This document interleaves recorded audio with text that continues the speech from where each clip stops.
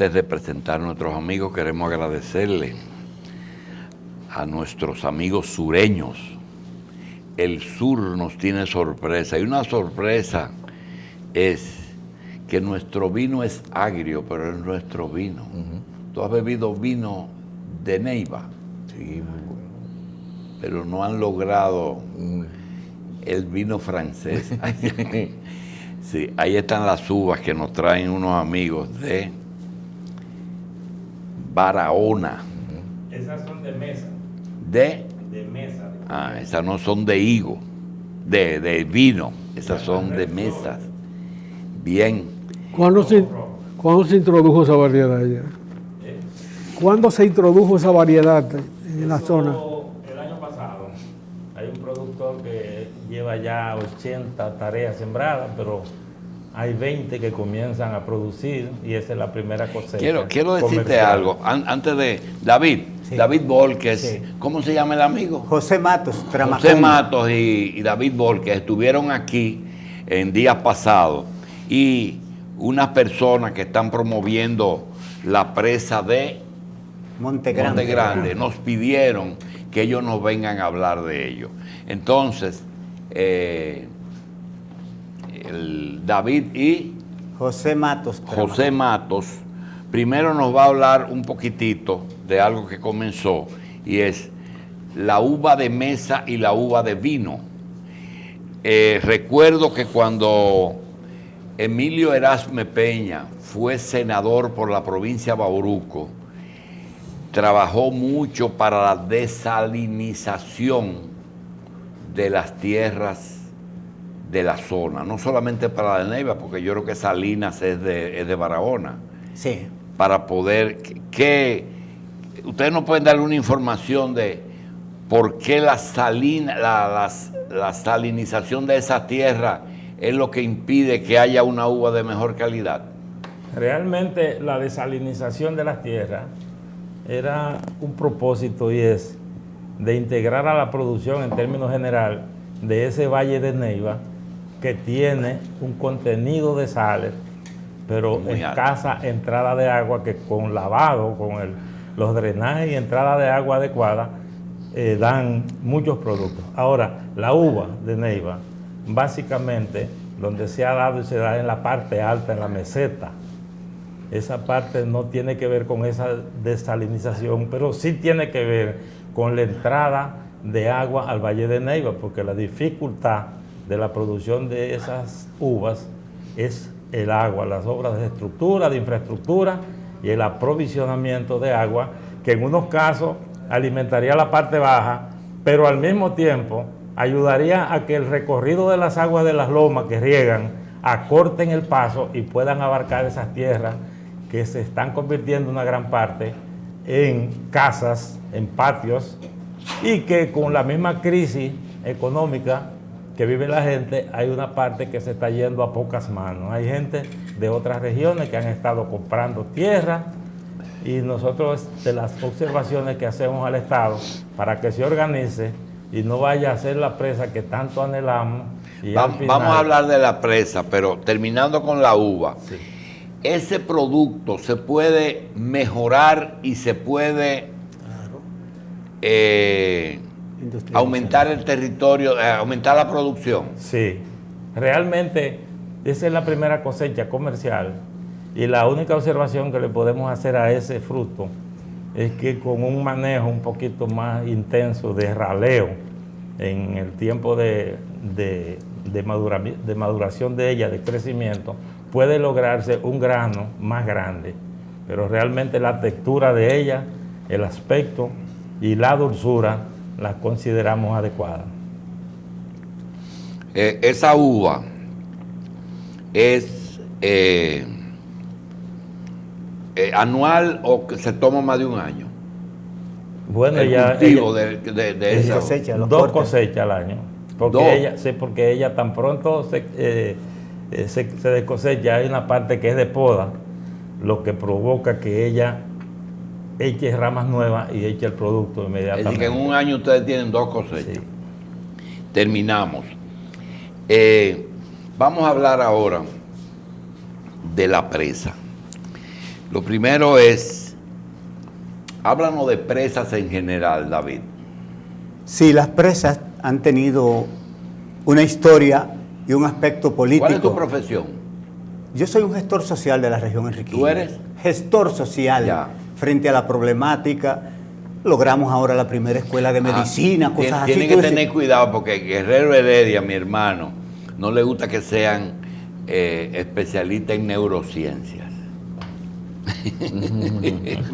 Llegaron una gente que se declararon especialistas en neurociencias, mercadólogos en neurociencias. Ajá. Entonces dice que eso es una materia que solamente le corresponde a los psiquiatras y a los neurólogos. Bien. Sí, entonces... Tú eres gestor social. Gestor social de la región Enriquillo. Háblanos de presas. Las presas fueron ofertadas al generalísimo Trujillo entre 1950 y 1953 por el Banco Interamericano de Desarrollo. Sus asesores les recomendaron que eso no se veía y se embarcó en lo que es la construcción de la monumental Feria de la Paz y del Mundo Libre, que como reina Angelita fue a representarnos como embajadora en Inglaterra. Entonces, todo ese dinero se invirtió en esa obra faraónica. En medio de esa crisis, no le hizo caso Trujillo a las presas y se embarcó en el préstamo con el Royal Banks y con el Nueva Escocia. Dale un chin para atrás. Trujillo no hizo presas. No le interesó. Ok, sigue. Él prefirió hacer los edificios de la ¿Cuándo feria. aparecen las primeras presas? Bueno, cuando Trujillo coge este préstamo para comprar Ingenio Barahona, Ingenio Consuelo, de 35 millones de dólares, siendo Balaguer el presidente, se silencia que ese dinero fue usado para modernizar los ingenios que nos llegó. ¿Dónde tú conseguiste esa información? Esa información existe en diferentes fuentes desde hace tiempo, por eso yo sé que él tiene la moral para Tiene que cuestionarme. tener cuidado con José. Sí, lo sé, él es un hombre a lo mejor inquisitivo. Él tiene otra historia. No, y ya veo que él me está con Sí, la siguiendo. cuestionante necesaria. Ya. Entonces, ¿qué pasa? Balaguer coge ese préstamo, lo avala el Estado y en el 61 lo paga, vacía las arcas nacionales para pagarlo. Entonces el país queda en una situación de bancarrota que tiran la papelitica de 5 y 10 centavos cuando el Consejo de Estado. Entonces es Juan Bosch quien a partir de esa reunión que tiene el 10 de enero con Kennedy a las 12 del mediodía, le plantea la industrialización de la región Enriquillo. Y inmediatamente llega y le dice Kennedy, necesito que me quites la ESO estándar hoy, vos. Y dice, Necesito que me elimines el contrato ilegal que tiene la ESO estándar con el gobierno dominicano. Y Kennedy le dice, no, esa es una empresa norteamericana. Entonces Juan B. le contesta, también la Mason de Chicago es norteamericana y con ella nosotros vamos a industrializar los limestone, que son los fósiles de coral que están en el perímetro del lago Enriquillo, la sal, todo el complejo sucroquímico de Barahona. Y no era de Tavera que ellos hablaban. No era de Arturo, era de Tavera. No, es que cuando Juan Bosch llega al poder, al mes en abril, trata el préstamo con la Oversea, por medio del cual se configura la construcción de la presa de Taveras, la presa de Bardesia y el inicio del acueducto de Santo Domingo. Pero estas obras van a pasar 15 años para iniciarlas, a aprobar la construcción Balaguer en el 68. Entonces, que políticamente las presas han estado ligadas a lo que no se ve. Un momentito. Independientemente de detalles, José, a vos lo tumban por la firma de Oversea. La firma de Oversea fue una cantaleta que sirvió para Justificar el golpe. Sí, exacto, para justificar el golpe. Ese es uno de los préstamos más costosos que ha tenido el país porque se dejó en banda por muchos años hasta que al fin hubo que pagarlo. ¿Es cierto que él no había tomado posesión cuando ya había negociado Oversea en Europa? Sí, él fue a negociar Oversea, una tarea de gobernante. Y es verdad Él que pretendía gobernar y fue, comenzar de una vez. y fue a negociar. Y es cierto que eso disgustó a Estados Unidos Siempre los americanos se disgustan cuando no es ellos. cuando no son ellos. Pregúntale a Odebrecht. Bien. ¿Usted cree que Odebrecht no tuviera tranquilito. Si hubiera por ahí. sido americana. Si hubiera sido americana, con Ok. toda la mala costumbre. Entonces, Entonces- espérate, vámonos entonces para Tavera. Ya estamos en Juan Bosch. Sí. Lo tumban. No se hizo Tavera. 15 años. ¿Quién hizo Tavera? Balaguer la inicia. En el 69. En el 68 hace el contrato y la inicia en el 69.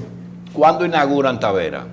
Ya Taveras sería como el 72 por ahí que le inaugura. 72. Bien. ¿Tavera y Valdesia? ¿O Tavera solo? Tavera, Valdesia fue un poquito más, pero el acueducto Santo Domingo lo inició inmediatamente Juan Bosch porque implicaba el uso de mano de obra para dinamizar la economía. Ok. Esa es. Le queda una poquita de la historia de las presas que Sí. me interesa llegar. Entonces, dentro de este concierto se hace la de Sabanayegua en el 78 y la de Sabaneta. ¿Qué pasa? Oye, hay una parte que es historia de la presa. Yo quiero preguntarte. En la cordillera central nacen los grandes ríos de aquí.